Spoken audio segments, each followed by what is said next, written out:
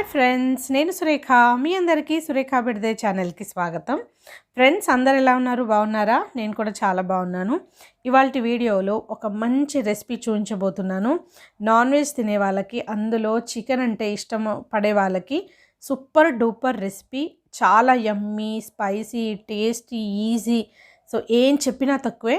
So ఈ రెసిపీని ఎలా తయారు చేసుకోవాలి, కావాల్సిన పదార్థాలు ఏంటో చూసే ముందు మీలో ఎవరైనా నా ఛానల్ సబ్స్క్రైబ్ చేసుకున్నట్లయితే వెంటనే సబ్స్క్రైబ్ చేసుకొని ఒక బెల్ ఐకాన్ ఉంటుంది, దాన్ని అలా క్లిక్ చేసి ఆల్ అనే ఆప్షన్ తీసుకుంటే నేను వీడియో పెట్టగానే మీకు వచ్చేస్తుంది. మీరు నా వీడియోస్ అన్నీ మిస్ అవ్వకుండా చూసేయచ్చు. ఇప్పుడు రెసిపీలోకి వెళ్ళిపోదాం. దానికోసం ఇక్కడ నేను ఒక 7 నుంచి 8 పచ్చిమిరపకాయలు తీసుకోవడం జరిగింది. సో ఇందులో వేరే కారం వేయం కాబట్టి ఇన్ని పచ్చిమిరపకాయలు పడతాయి. అవి కూడా మంచి గ్రీన్ కలర్లో ఉన్న పచ్చిమిర్చి. ఇంకా పుదీనా, ఒక కట్ట పుదీనాని ఇలా ఫ్రెష్గా కడిగి పెట్టేసుకున్నాము. ఇంకా ఒక కట్ట కొత్తిమీర వేసేసుకోవాలి, రెడీగా పెట్టేసుకోవాలి. ఇవి 2 ఉల్లిపాయలు కట్ చేసి నేను ఫ్రై చేసి పెట్టాను ఆయిల్లో. ఇవి వచ్చేసి ఎండు కొబ్బరి, ఒక చిన్న ముక్క ఎండు కొబ్బరి, కొన్ని కాజు, ఇవన్నీ పక్కన పెట్టేసుకొని ఇప్పుడు వీటిని మిక్సీ చేసేసుకోవాలి. సో మిక్సీ గిన్నెలో ముందు మనము కొబ్బరి, కాజు వేసేసుకుంటే ఒకసారి అది మనం మిక్సీ తిప్పేసుకుంటే అది చక్కగా మన గ్రైండ్ అయిపోతుంది. దాని తర్వాత మనం ఫ్రై చేసి పెట్టుకున్న ఈ ఆనియన్స్ వేసేసుకోవాలి. వేసుకొని దాన్ని కూడా ఒకసారి తిప్పేస్తే చక్కటి పేస్ట్ అవుతుంది. ఇప్పుడు ఇందులో మనం ఈ రెడీ చేసి పెట్టుకున్న పచ్చిమిర్చి చూడండి, గ్రీన్ కలర్ వేస్తున్నాము, ఎందుకంటే ఇందులో వేరే కారం వాడం కాబట్టి. సో పచ్చిమిర్చి, పుదీనా, కొత్తిమీరని మీకు కావాలంటే పచ్చిమిరపకాయలు ముక్కలు కట్ చేసుకోండి, వేసేసుకొని చిటికెడు ఉప్పు వేసి మిక్సీ చేయండి. ఎందుకంటే పచ్చిమిర్చి ఉప్పు వేయకపోతే చేదెక్కుతాయి, అందుకని.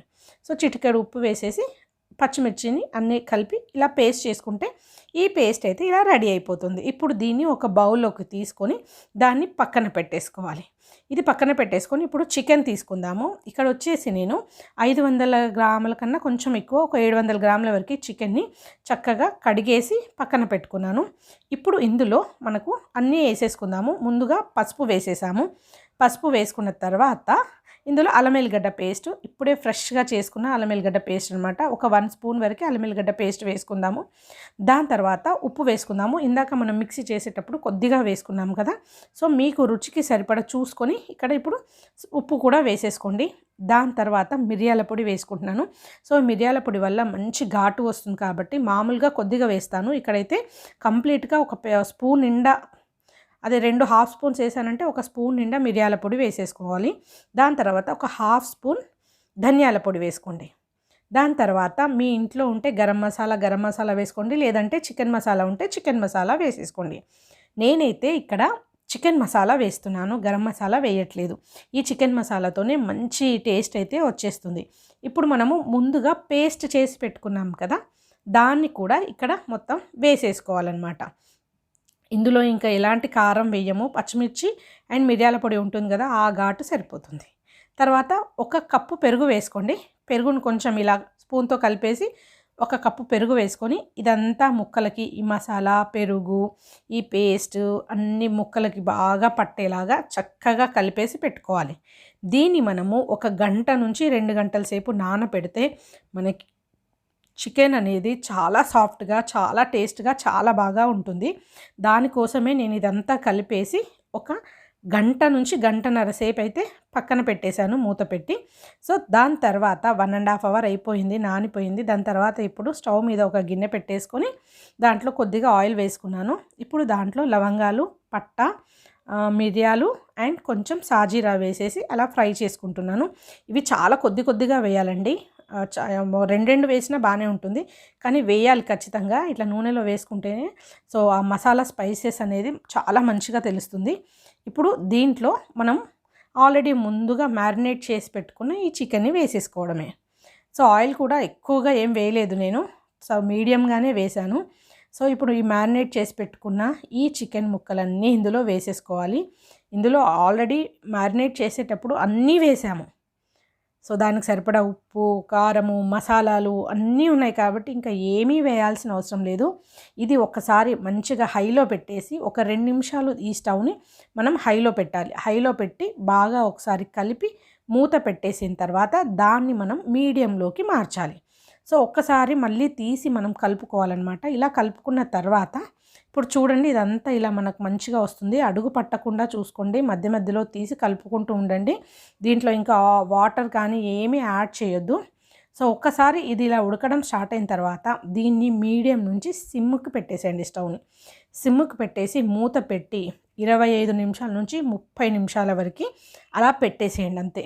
సో అలా పెట్టినా కూడా మాడకుండా చక్కగా ఉడకడం కోసం నేను కొంచెం మందంగా ఉన్న గిన్నె తీసుకున్నాను కూర వండడానికి. సో ఈ గిన్నె కూడా కొంచెం దొడ్డుగా మందంగా ఉండడం వల్ల నాకు కింద అడుగు కూడా పట్టలేదు. మీరు చూడండి, ఇక్కడ నేను కలుపుతున్నప్పుడు మీకు అడుగు కనిపిస్తుంది. సో అడుగు కూడా పట్టలేదు అండ్ చక్కగా ఉడికిపోతుంది. సో ముక్కలైతే చాలా స్పైసీగా చాలా బాగా ఇదైతే తయారైపోతుంది. ఇట్లా మనకు మధ్య మధ్యలో మూత తీసుకొని కలుపుకొని చూసుకుంటూ మనం ఇలా మూత పెట్టి సిమ్ములోనే దీన్ని ఒక అరగంట సేపు పెట్టుకోవాలి. సో అరగంట సేపు చక్కగా పెట్టుకుంటే ఇది మనకి మంచిగా ఉడుకుతుంది. మీరు అసలు డౌట్ పడాల్సిన అవసరం అయితే లేదు, వాటర్ వేయలేదు కదా అని. సో వాటర్ లేకుండానే ఇది సిమ్ములో ఈ రకంగా మనకి చక్కగా ఉడికిపోయి సూపర్గా రెడీ అయిపోయింది. చూడండి, మనకి నూనె పైన తేలుతుంది. మనం వేసాం కొంచెమే నూనె, ఆ నూనె మొత్తం పైకి వచ్చేస్తుంది. పైకి వచ్చేసింది అంటే మనకి ఇంకా కూర అయిపోయినట్టే. చూడండి, అడుగుకు నేను కలిపి చూపిస్తున్నాను. అస్సలు ఏ మాత్రం మాడకుండా మంచిగా ఉడికిపోయింది. మీకు డౌట్ ఉంటే కనుక ఇప్పుడు నేను ముక్కని చూపిస్తాను. చూడండి, మనకి ఉప్పు కారం ఎలా ఉందనేది, ముక్క ఉడికిందా లేదనేది మనం ఒకసారి చూసుకోవచ్చు. నాకైతే ఉప్పు కారం చూసి అలవాట్లేదు. ఇక్కడ ముక్క అయితే చూడండి, ఇలా అంటే మంచిగా ఉడికిపోయింది. ఇలా ముక్కను ఇలా అనగానే చక్కగా మనకి కట్ అయిపోతుంది. అంటే మనకి చికెన్ కర్రీ రెడీ అయిపోయింది. ఇప్పుడు ఇందులో మనము లాస్ట్ ఏం వేసుకుంటాము, అన్ని కూరల్లో లాగే దీంట్లో కూడా ఓన్లీ కొత్తిమీర వేసుకోవాలి అంతే. ఇంకా ఏమీ అవసరం లేదు. పెరుగు కూడా మంచిగా వేయడం వల్ల ఇది కొంచెం పుల్ల పుల్లగా కూడా వచ్చేస్తుంది. సో చాలా టేస్టీగా ఉంటుంది. ఇలా కొత్తిమీర వేసుకున్న తర్వాత వెంటనే డిష్ అవుట్ చేయకండి. దీన్ని ఒక 10 నిమిషాలు మూత పెట్టి స్టవ్ ఆఫ్ చేసేసి అలాగే వదిలేస్తే దాంట్లో ఉన్న వేడితో అది కొంచెం ఇంకా బాగా మగ్గుతుందనమాట. ఈ కూరే కాదు, ఏ కూరైనా అంతే, ఒక 10 నిమిషాలు అలా వదిలేయాలి. దాని తర్వాత కర్రీని డిష్ అవుట్ చేసుకోవాలి. చేసుకుంటే యమ్మీ టేస్టీ, అసలు మాటలు లేవు, మాట్లాడుకోవడం లేవు. మీరు ఖచ్చితంగా ఈ రెసిపీ ట్రై చేయాల్సిందే, మీరు తినాల్సిందే, తర్వాత నాకు చెప్పాల్సిందే. ఇంత మంచి రెసిపీ మీకు నచ్చినట్లయితే నా ఛానల్ సబ్స్క్రైబ్ చేసుకోండి, సపోర్ట్ చేయండి.